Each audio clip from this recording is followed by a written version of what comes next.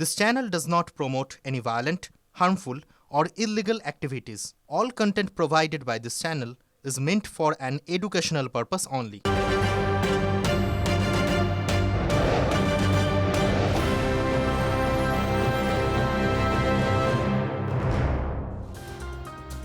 স্বাগত টিভি9 বাংলায়। শুরু করছি সন্ধ্যা সুপার প্রাইম টাইম। শর্মিষ্ঠার শুভজিতের সঙ্গে আমি দীপ আপনাদের সঙ্গে।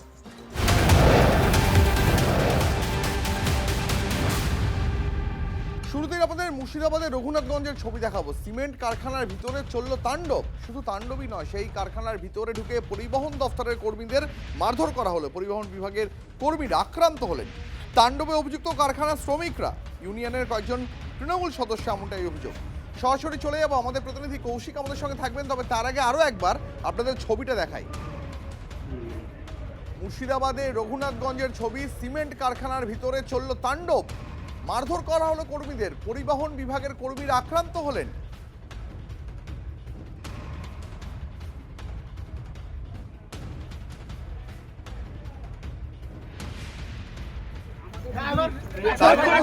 কারখানার শ্রমিক ইউনিয়নের কয়েকজন তৃণমূল সদস্য।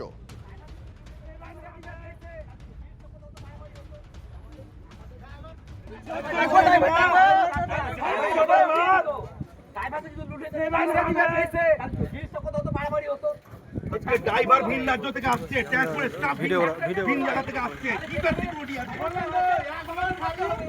লাখ লাখ টাকা ওখানে পড়ে আছে, লাখ লাখ টাকার ব্যবসা, মানুষের প্রাণ গড়িয়েছে। পয়সার লেবার নাকি আমরা? ভিক্ষা করা প্লেয়ার মনে করে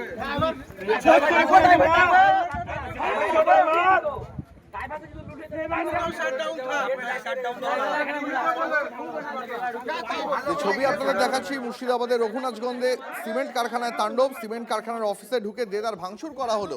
সরাসরি চলে যাবো এই মুহূর্তে। আমার সহকর্মী কৌশিক আমাদের সঙ্গে রয়েছেন রঘুনাথগঞ্জ থেকে। কৌশিক, এই তাণ্ডব চালানোয় তৃণমূল কর্মীরা অভিযুক্ত। এখনো পর্যন্ত কি পরিস্থিতি? পুলিশ বা প্রশাসনের তরফে কোনো পদক্ষেপ নেওয়া হয়েছে কি?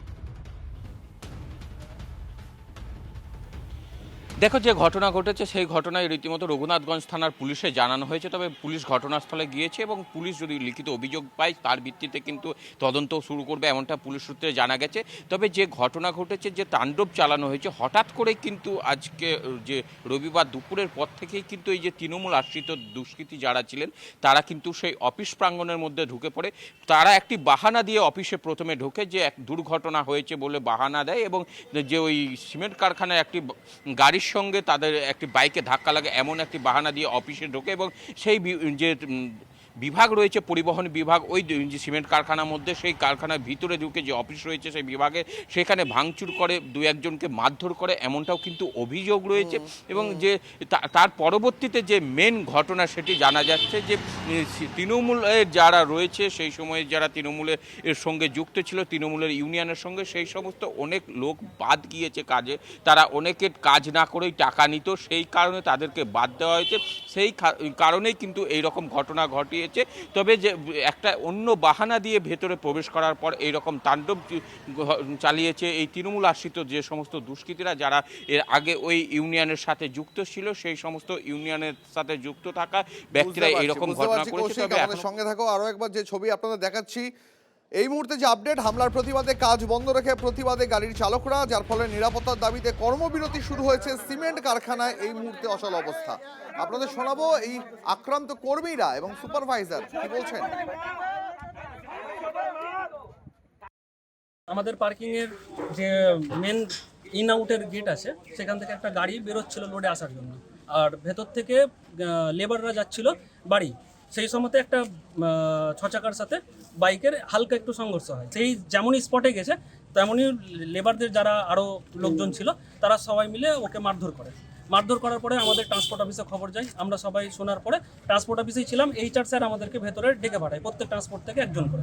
আমরা HR স্যারের সঙ্গে দেখা করার জন্য যখন গেটের কাছে আসি, তখন আমাদেরকে মোটামুটি 10-12 জন আমরাকে ঘিরে ধরে এবং সাথে সাথে আমাদেরকে এলোপাতাড়ি মারতে শুরু করে। আমাদের স্টাফ, যেটা আমাদের গাড়ির সঙ্গে পদ্মা ট্রান্সপোর্টে চলে, সেই গাড়ি জাস্ট বের করছিল, গাড়ির ব্ল্যাঙ্ক পয়েন্টে এসে বাইকটাই ধাক্কা মেরেছিল। গাড়ির কোনো দোষ ছিল না, যেহেতু ড্রাইভার ওই পয়েন্টে দেখতে পাই না। মারা মাত্রই সে পড়ে যায়। তারপরে আমাদের ট্রান্সপোর্টের স্টাফকে আমরা পাঠাই যে কি প্রবলেম হয়েছে সেটা দেখার জন্য মেডিকেলে, যেটা আমাদের ফ্যাক্টরির মেডিকেল। এখানে আসার পর তাকে মেন গেটেই ধরে মারধর করা হয়, 7 জন মিলে তাকে মারে। এখন তার ডান চোখে এবং বাম চোখে দুটোতেই ইনজুরি হয়েছে, মানে গণপিটনের মতন মার হয়েছে। আলমারি থেকে ক্যাশ চুরি করেছে, সমস্ত কম্পিউটার যা ছিল সিস্টেম সেগুলো ভাঙচুর করেছে। এটা হচ্ছে পুরানো যে টিএমসি ইউনিয়নের যারা আছে লেবার তারা করেছে। আমাদের সঙ্গে এই মুহূর্তে টেলিফোনে রয়েছেন রাজ্যের শিল্পমন্ত্রী তাপস রায়। তাপসবাবু, আমরা যে খবর এই মুহূর্তে টিভি9 বাংলায় দেখাচ্ছি, মুর্শিদাবাদের রঘুনাথগঞ্জে একটা সিমেন্ট কারখানায় অচল অবস্থা তৈরি হয়ে গেল। সেখানে কর্মীরা তারা কর্মবিরতির ডাক দিলেন কেন? কারণ শ্রমিক ইউনিয়নের কয়েকজন তৃণমূল সদস্য একেবারে সামান্য অজুহাতে ঢুকে এসে তাদের বেধড়ক মারধর করলো। এই গোটা ঘটনা ক্যামেরাবন্দিও হয়েছে। সকলকে অ্যারেস্ট করার তো হবে এক্ষুনি। আমি কথা বলছি পুলিশের সঙ্গে। আর এই তৃণমূলের তো কোনো শ্রমিক সংগঠন বলে কোনো কিছু ছিল না, 15 বছর ধরে তোলা তুলেছে। যাদেরকে দায়িত্ব দিয়েছিল তারা কেউই শ্রমিকও নয়, শ্রমিক ইউনিয়নও করেনি, শ্রমিক ইউনিয়নের কিছু বুঝতেও না, জানতেও না। তো সুতরাং ওই কারখানা বন্ধ করাই উদ্দেশ্য, আর তোলাই ওদের উদ্দেশ্য ছিল। এই দুটোই, যার জন্যই তো 6688টি কারখানা বা কারখানার মালিকরা বাংলা ছেড়ে চলে গেছে। তো আমি কথা বলছি পুলিশের সঙ্গে। ধন্যবাদ আপনাকে তাপসবাবু, অনেক ধন্যবাদ আপনার প্রতিক্রিয়ার জন্য। আপনাদের একবার মনে করিয়ে দিয়ে, রাজ্যের মুখ্যমন্ত্রী শুভেন্দু অধিকারী এই ধরনের তাণ্ডব যারা চালাবে, কারখানায় ঢুকে যারা তাণ্ডব চালাবে, তাদের বিরুদ্ধে কড়া ব্যবস্থা নেওয়া হবে বার্তা দিয়েছিলেন। শুনুন আরো একবার। কারখানার গেটে তালা লাগালে আপনাকে হাজতের ভিতরে থাকতে হবে। কারখানায় এসে গেটে ভেঙে দিয়ে গেলে 3 গুণ আদায় করব। কোনো গুন্ডাগর্দি চলবে না। নো সিন্ডিকেট, নো কাট মানি, নো উসুলি। জানতে পারলেই ব্লো দেম আপ, ভেঙে গুড়িয়ে দেবো। মুর্শিদাবাদের রঘুনাথগঞ্জে সিমেন্ট কারখানায় সেখানে অচল অবস্থা তৈরি হলো, তার নেপথ্যে কয়েকজন তৃণমূল কর্মী। তার কারণ এই কারখানার যারা শ্রমিক ইউনিয়নের তৃণমূল সদস্য, তারা কারখানার ভিতরে ঢুকে সেখানে পরিবহন বিভাগের কয়েকজন কর্মীকে সামান্য অজুহাতে বেধড়ক মারধর করলেন। আমি আরও একবার চলে যাবো কৌশিক, আমার সহকর্মী আমাদের সঙ্গে রয়েছেন সরাসরি রঘুনাথগঞ্জ থেকে। কৌশিক, শিল্পমন্ত্রীর সঙ্গে কথা বললাম আমরা। শিল্পমন্ত্রী অবিলম্বে নির্দেশ দিয়েছেন যারা এই তাণ্ডব চালিয়েছে, ক্যামেরায় যাদের দেখতে পাওয়া যাচ্ছে ছবিতে, তাদের অবিলম্বে গ্রেপ্তারের নির্দেশ দেওয়া হবে। দেখো, একদমই ঘটনাস্থলে কিন্তু পুলিশ পৌঁছেছে। এবার পুলিশ লিখিত অভিযোগ পেলে সেরকম ব্যবস্থা গ্রহণ করবে, এমনটা কিন্তু আগেই জানিয়েছিল। তবে এই যে ঘটনা ঘটেছে, যে একদম কর্মবিরতির ডাক দিয়েছে, সেখানে কিন্তু একটা আশঙ্কার মেঘ তৈরি হয়। কারণ যে কারখানা, সেই কারখানা বন্ধ করার উদ্দেশ্য, যেমন শিল্পমন্ত্রী বললেন যে কারখানা বন্ধ করার উদ্দেশ্য থাকে এই সমস্ত তৃণমূলে যারা ইউনিয়ন করতেন, তাদের সেই চক্রান্ত কোনো মতেই সফল হতে দেবে না। তবে পুলিশও তৎপর, ঘটনাস্থলে পুলিশ রয়েছে এবং পুলিশ লিখিত অভিযোগ পেলেই কিন্তু এই ব্যবস্থা গ্রহণ করবে। এবং সব থেকে বড় বিষয় হলো, যে ঘটনা ঘটেছে সেই ঘটনা কিন্তু ক্যামেরাবন্দি হয়েছে। অফিসের ভিতরে যে পরিবহন দপ্তর রয়েছে, ওই কারখানার, সিমেন্ট কারখানার, তার ভিতরে যে সিসিটিভি ক্যামেরাগুলো রয়েছে সেখানে কিন্তু রেকর্ড হয়েছে সমস্ত কিছু। একেবারে ছোট্ট বাহানা দিয়ে আপাতত ধন্যবাদ তোমাকে।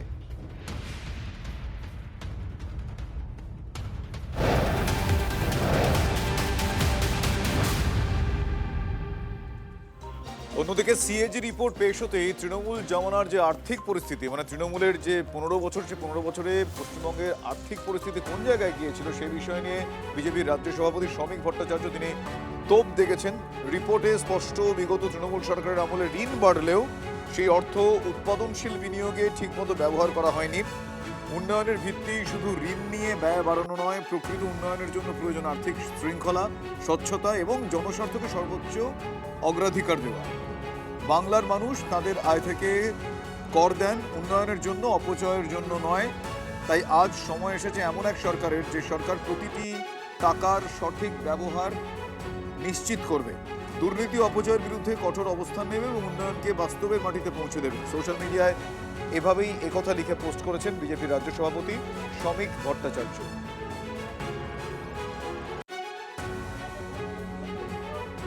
সিএজি রিপোর্ট পেশ হতেই তৃণমূল জমানার আর্থিক পরিস্থিতি নিয়ে তোপ দাগলেন শ্রমিক ভট্টাচার্য। বিধানসভায় গতকালই সিএজি রিপোর্ট প্রকাশ করেন অর্থমন্ত্রী, আর এই বিষয়ে বিধানসভায় বিশেষ অধিবেশন ডাকা হবে বলেও জানিয়েছেন অর্থমন্ত্রী স্বপন দাশগুপ্ত।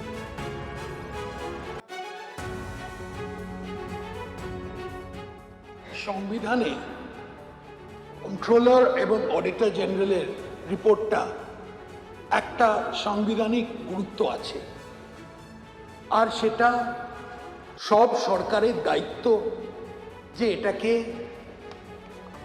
বিধানসভার পেশ করা। কোনো জানা এবং অজানা কারণে গত কয়েক বছর ধরে এই সিএজি রিপোর্টগুলো আমাদের বিধানসভাতে পেশ করা হয়নি। এটা একটা বড় সাংবিধানিক ল্যাপস। এই রিপোর্টগুলো হয়তো দেখে আপনারা হয়তো বুঝতে পারবেন কেন আজকে পশ্চিমবঙ্গে আমাদের ডেফিসিটটা 8 লাখ কোটির বেশি। একটা স্পেশাল সেশন বসবে অ্যাসেম্বলির, আর আমরা এটা নিয়ে চর্চা করব। এটা আমাদের সাংবিধানিক কর্তব্য। এদিকে ক্যাগ রিপোর্ট নিয়ে বিধানসভায় আলোচনার আগেই দুর্নীতি নিয়ে কালীঘাট তৃণমূলকে কাঠগড়ায় দাঁড় করালো ঋতব্রত তৃণমূল। বিরোধী দলনেতার অভিযোগ, আমফানের পর কেন্দ্র যে টাকা পাঠিয়েছিল সমপরিমাণ টাকা দুর্গতদের কাছে পৌঁছয়নি। কি অভিযোগ করেছেন, কি বলেছেন শুনুন। তৎকালীন সরকার আমফানের জন্য এনডিআরএফ এর থেকে 35,018 কোটি টাকা দাবি করেছিল। এনডিআরএফ বরাদ্দ করেছিল 5,414 কোটি টাকা। তার কারণ ছিল 50% টাকা অলরেডি এসডিআরএফ এর কাছে ছিল। এখন ক্যাগ রিপোর্ট বলছে যে এই যে এনডিআরএফ এস্টিমেট করেছিল 5,414 কোটি টাকা প্রয়োজন, রাজ্য লিখে পাঠালো 35,018 কোটি টাকা প্রয়োজন। ক্যাগ রিপোর্ট বলছে যে গোটাটাই এক্সাজারেটেড এবং আনরিয়ালিস্টিক, বাস্তবের সঙ্গে কোনো সম্পর্ক নেই এবং ফুলিয়ে ফাঁপিয়ে দেখানো হয়েছে। এখন এই অতিরিক্ত টাকা কেম্যান আইল্যান্ডসে, ভানুয়াতুতুতে, মধ্যপ্রাচ্যে, ইউরোপে বাটপার চার্টার্ড মাফিয়ার প্লেন কেনবার জন্য ব্যবহারের জন্য চেয়ে পাঠিয়েছিলেন কিনা আমরা জানি না। সঙ্গে রয়েছেন প্রতিনিধি সৌরভ গুহ। সৌরভের সঙ্গে কথা বলবো। সৌরভ, বিধানসভায় শাসক বনাম বিরোধীর লড়াই দেখা যেত, কিন্তু বর্তমানকাল দেখা যাচ্ছে বিরোধী ভার্সেস বিরোধী। কিন্তু ঋতব্রতর এই অভিযোগ, কোথাও তো কালীঘাট তৃণমূলের কাছে অস্বস্তির, একটা দুর্নীতি নয় একাধিক দুর্নীতির কথা তারা বলছে, এবং কাদের কাছ থেকে শুনছে না, কদিন আগে তারা যারা সহকর্মী ছিলেন, এটা তো কোথাও অস্বস্তি। তো বিধানসভায় পাল্টা কালীঘাট তৃণমূল কংগ্রেসের কি কৌশল হতে চলেছে এগুলোকে ডিফেন্ড করার জন্য?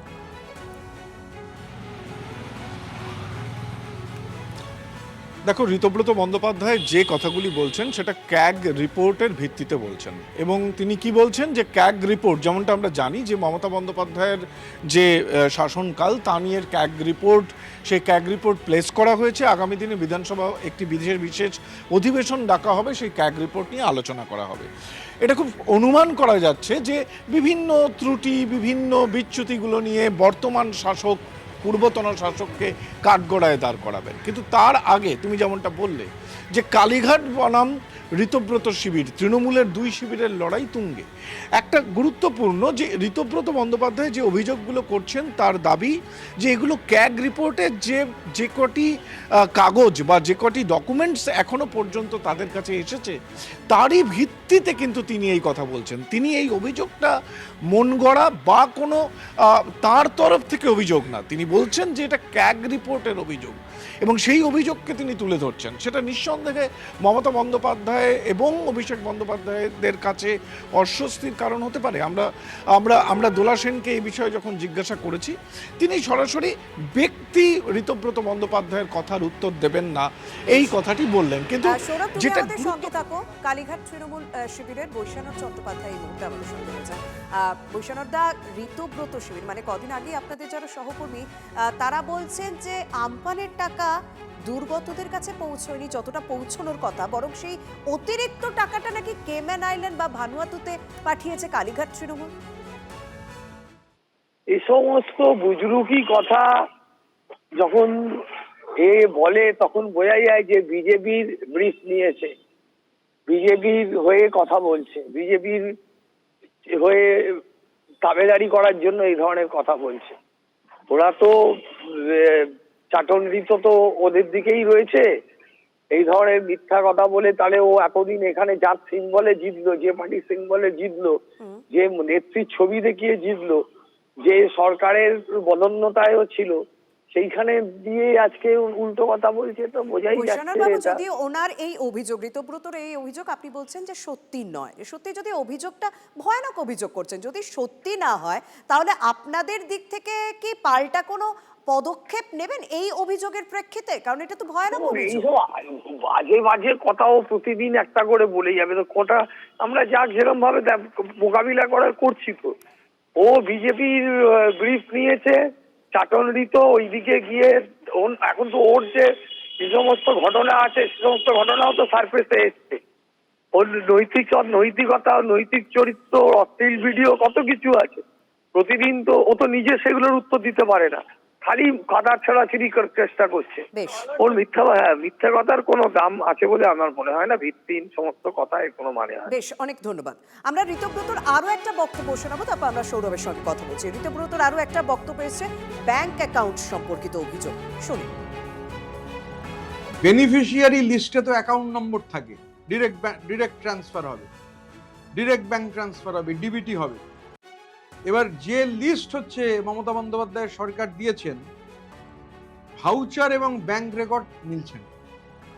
ভাউচার এবং ব্যাংক রেকর্ডের সঙ্গে রাজ্য সরকারের দেওয়া কোনো মিল নেই। কোন কোন জেলায়? দক্ষিণ 24 পরগনা, নদিয়া, পশ্চিম মেদিনীপুর, পূর্ব মেদিনীপুর। কোনো হিসেব পাওয়া যাচ্ছে না। কতগুলো কেস? 1,44,175টা কেস। বেনিফিশিয়ারি লিস্টের সঙ্গে ব্যাংকের নাম্বার মিলছে না।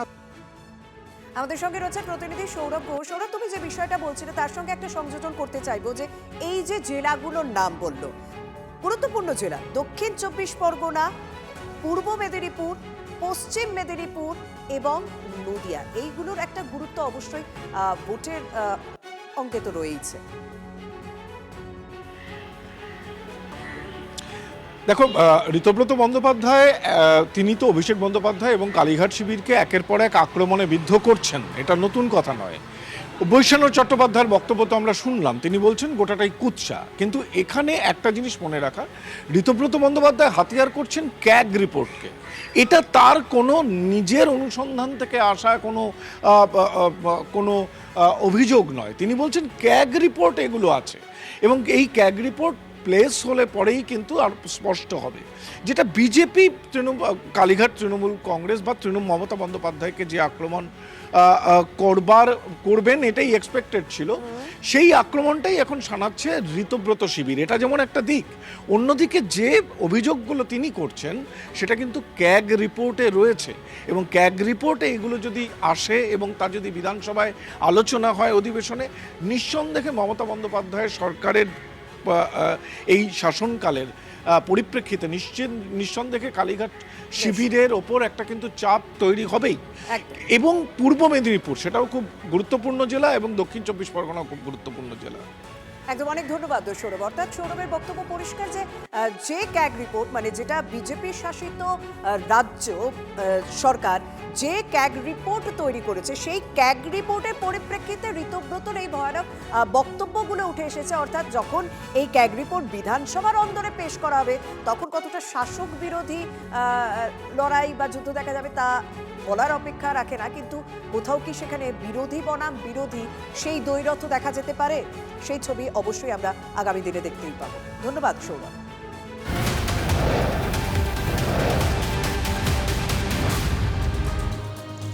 এবার আপনাদের দেখাবো ভোল বদলেও কিভাবে শেষ রক্ষা হলো না। একমুখ দাড়ি গজিয়ে ফেলেছিলেন, কিন্তু পুলিশের সেন দৃষ্টি এড়াতে পারলেন না। তৃণমূলের উপপ্রধান, পঞ্চায়েতের উপপ্রধান, তিনি সরকারি ত্রাণ লুটে অভিযুক্ত। তার বিরুদ্ধে গুচ্ছ অভিযোগ ছিল, তোলাবাজির অভিযোগও ছিল তার বিরুদ্ধে। অবশেষে তাকে গ্রেপ্তার করলো পুলিশ। ভোল বদলে একমুখ দাড়ি রেখেও কোনো লাভ হলো না। 1.5 মাস ফেরার থাকার পর গ্রেপ্তার পোলবার আকনা গ্রাম পঞ্চায়েতের তৃণমূল উপপ্রধান নির্মল ঘোষ। আশিক আমাদের সঙ্গে রয়েছেন এই মুহূর্তে টেলিফোনে। আশিক, বোঝাই যাচ্ছে তৃণমূল উপপ্রধান তিনি চেয়েছিলেন ভোল বদলে পুলিশের চোখে ফাঁকি দিতে, কিন্তু শেষ রক্ষা হলো না। একেবারেই দেখো, তোমাকে জানিয়ে রাখবো যে পোলবার আকনা যে গ্রাম পঞ্চায়েত রয়েছে, সেই আকনা গ্রাম পঞ্চায়েতের উপপ্রধান নির্মল ঘোষ, তিনি দীর্ঘদিন ধরেই ফেরার ছিলেন। তার বিরুদ্ধে অভিযোগ ছিল গত 14ই জুন তারিখে তার বিরুদ্ধে অভিযোগ করা হয় পোলবা থানায়, এবং যে অভিযোগ করা হয় যে তোলাবাজি সহ টাকা আত্মসাৎ, রান সামগ্রী আত্মসাৎ সহ একাধিক অভিযোগ করা হয়েছিল। এবং সেই সময় পুলিশ কিন্তু তার বাড়িতে গিয়ে তল্লাশি চালায়, এবং তল্লাশি চালানোর পর একাধিক সরকারি ত্রাণ সামগ্রী সেখান থেকে উদ্ধার হয়। এবং সেই ঘটনার তদন্ত করতে করতেই কিন্তু গতকালকে পুলিশ তার খোঁজ পায় তার এক দূর সম্পর্কের আত্মীয়র বাড়িতে। তিনি শ্যামনগরে ছিলেন এবং সেখান থেকেই তাকে গ্রেফতার করে আনে পোলবা থানার পুলিশ। বদলাননি, নিজের ঠিকানাও পাল্টে ফেলেছিলেন, কিন্তু শেষ রক্ষা হলো না। ধন্যবাদ আশিক। বাজি কাটমানি নেওয়া এরকম নানাবিধ অভিযোগ ছিল। সেই অভিযোগে বাঁকুড়া থেকে তৃণমূল কংগ্রেস নেতাকে গ্রেফতার করা হয়েছে বলে জানতে পারা যাচ্ছে। যেটা জানা যাচ্ছে, গত পঞ্চায়েত ভোটে বিজেপি বিধায়কের গাড়িতে হামলায় অভিযোগে ধৃত এই ব্যক্তি এলাকায় দাদাগিরি, তোলাবাজি থেকে বিভিন্ন সরকারি প্রকল্পে কাটমানি নেওয়ার অভিযোগ রয়েছে বারাণসী গড়াইয়ের বিরুদ্ধে। ওনার নাম বারাণসী গড়াই। গতকাল বাঁকুড়ার শালতোড়া থানার পাবড়া মোড় থেকে ওই তৃণমূল নেতাকে আটক করে শালতোড়া থানার পুলিশ। দীর্ঘ জিজ্ঞাসাবাদের পর তাকে গ্রেফতার করা হয়।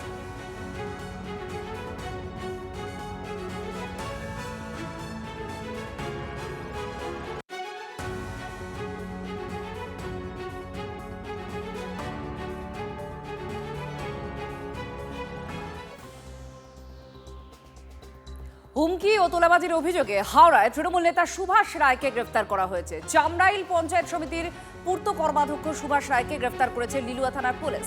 2021 সালে ভোট পরবর্তী হিংসার ঘটনায় এবং একাধিক দুর্নীতি, হুমকি আর তোলাবাজির অভিযোগ তার বিরুদ্ধে। পুলিশের সূত্রের যা খবর, রবিবার ভোরে তার বাড়িতে অভিযান চালিয়ে প্রথমে আটক করে পরে গ্রেফতার করা হয়।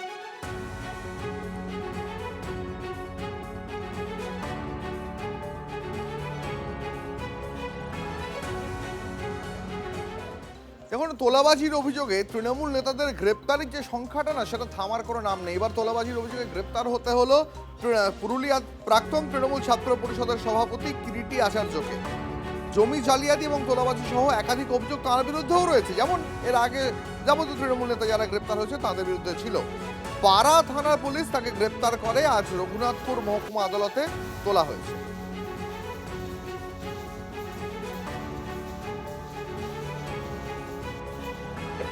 ওরা নিশ্চয়ই ওই ভালোর দিকে যাওয়ার বা বিজেপিতে যাওয়ার সুযোগ পায়নি, কারণ এই ধরনের ঘটনার বহু লোক তারা তো দল বদলে নিয়ে ভালো সেজে যাচ্ছে।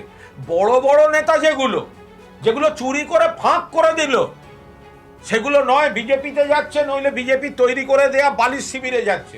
আপনি কোথায় গ্রাম পঞ্চায়েত, কোথায় এই 4টে চিটিংবাজ, 4টে প্রতারককে ধরছেন, আর বড়গুলোকে তো আপনারাই কোলে বসিয়ে দোল খাওয়াচ্ছেন।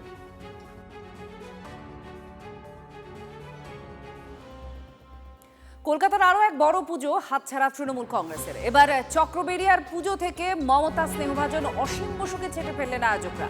তৃণমূলের প্রাক্তন কাউন্সিলর অসীমের বিরুদ্ধে পুজোকে কুক্ষিগত করার অভিযোগ তুলেছে বিজেপি। বদলের বাংলায় এবার চক্রবেড়িয়ার থিম পদ্মদিঘির ঘাটে।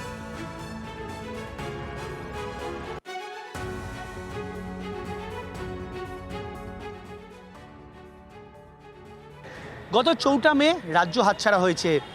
রাজ্য হাতছাড়া হতেই তৃণমূল কাউন্সিলরদের হাতছাড়া হয়েছে একাধিক বোর্ড, এমনকি কাউন্সিলররা একে একে পদত্যাগ করেছেন। এবার বিগত তৃণমূল কাউন্সিলর অসীম বসু, যিনি 70 নম্বর ওয়ার্ডে শুধু কাউন্সিলরই ছিলেন না, মেয়র পারিষদ ছিলেন বিগত যিনি মুখ্যমন্ত্রী মমতা বন্দ্যোপাধ্যায় তার অন্যতম ঘনিষ্ঠ এবং স্নেহভাজন, সেই অসীম বসুর হাতছাড়া হলো চক্রবেড়িয়া সর্বজনীনের পুজো। মুখ্যমন্ত্রী শুভেন্দু অধিকারীর বিধানসভা ভবানীপুরে অত্যন্ত গুরুত্বপূর্ণ এই চক্রবেড়িয়া সর্বজনীন, যে পুজোতে বিগত যিনি মুখ্যমন্ত্রী ছিলেন মমতা বন্দ্যোপাধ্যায় তিনি এখানে উদ্বোধন করতেন এবং ঠিক রাস্তায় দাঁড়িয়ে তিনি এখানকার মানুষদের সঙ্গে ডান্ডিয়া নাচ নাচতেন। সেই পুজো এবার হাতছাড়া হয়ে গেল। পুজো এবার দায়িত্ব নিলেন এলাকার বাসিন্দারা, এমনই দাবি এবারের আয়োজকদের। এবং দেখা যাচ্ছে রবিবার সকাল পুজোর যে খুঁটি পুজো হলো তার সেখানে উপস্থিত হয়েছেন এলাকার বাসিন্দারা, এবং তারা যেটা দাবি করলেন যে এই পদ্মদিঘির ঘাটে যে তাদের যে থিম, সেই পুজোতে প্রত্যেকে উপস্থিত থাকছেন, মানুষ উপস্থিত থাকছেন, সাধারণ মানুষ উপস্থিত থাকছেন, যারা এতদিন থাকতে পারতেন না, আসতে পারতেন না, তারা পর্যন্ত উপস্থিত থাকছেন। কারণ এই পুজোয় এবার সাধারণ মানুষের অংশগ্রহণ সবথেকে বেশি থাকবে। স্বাভাবিকভাবেই রাজনৈতিকভাবে যদি দেখা যায় তাহলে একদিকে যেরকম বিগত মুখ্যমন্ত্রী মমতা বন্দ্যোপাধ্যায়ের অন্যতম স্নেহভাজন অসীম বসুর হাতছাড়া হলো এই পুজো, একই সঙ্গে এলাকার মানুষের অংশগ্রহণ অনেকটাই বাড়ল বলেই দাবি এবারের আয়োজকদের। ক্যামেরায় গৌরব পালের সঙ্গে সায়ন্ত ভট্টাচার্য, TV9 বাংলা, চক্রবেড়িয়া, ভবানীপুর। একদম ভারতীয় জনতা পার্টি সরকারে আসার পর সেটাই মানুষকে এনশিওর করেছে, সবাইকে বলেছে ভয় আউট ভরসা ইন, মানুষ সেটা ভরসা করেছে। দেখতে পাচ্ছেন আজকে এনারাই ছিল পুজোটার সাথে, যেখানে সব ভবানীপুরের এই এলাকারই লোকজন, এদেরকে বিতাড়িত করে দিয়েছিল। এটা মানে নিজেদের সব কবজায় সব কিছু রাখবে, ডান্ডিয়া নাচ করছে, রাজ্য ভেসে যাচ্ছে। তো সেটা এবার হবে না। এখানকার যারা স্থানীয় বাসিন্দা তারাই এগিয়ে এসছে, সবাইকে সাথে নিয়ে আনন্দের সাথে ধুমধামের সাথে আরও ভালোভাবে পুজো হবে। আমি সরে গেলাম কারণ আমার মনে হয়েছে যে কোনো জায়গায় দেখুন সবসময় সম্মানটা একটা বড় জিনিস একটা মানুষের, যে একটা পুজো করছি, মায়ের আরাধনা করব, সকলকে নিয়ে করব, সেই জায়গা থেকে যদি কারুর কোনো জায়গায় মনে হয় যে না একটু অন্যরকম হলে ভালো হয়, আমি সেই জায়গাটা দিয়েছি। আমি নিশ্চিতভাবে আছি চক্রবেড়িয়ার সঙ্গে। চক্রবেড়িয়া যে কোনো জায়গায় দরকার হবে আমি বলেওছি যে নিশ্চিতভাবে তারা ভালো করে পুজো করুক, এবং আমিও তাদের সঙ্গেই ছিলাম, আছি, থাকবো। যে দীর্ঘ বছর ধরে যার হাতে এই পুজোটা ছিল, মানে যে একাধিপত্য করে রেখেছিল, হ্যাঁ, ক্লাব আটকে রেখেছিল এবং প্রত্যেকটি পল্লীবাসী বঞ্চিত ছিল এই পুজোর থেকে। আজকে আমি তো অবাক হয়ে আছি, আমার ভেতরের আনন্দ আমি সেটাকে বহিঃপ্রকাশ করতে পারছি না। আমি দেখেছি প্রত্যেকটি মাতৃশক্তি, বাচ্চার থেকে বলুন এবং বুড়োরা বলুন, বয়োজ্যেষ্ঠ সিনিয়র যারা কোনোদিন জানলায় দাঁড়িয়েও দেখতেন না, আজকে তারা মাঠে, আজকে তারা খুঁটির সঙ্গে, এবং তারা এতই আনন্দ যে তাদের চোখে যে জল ছলছল করছে।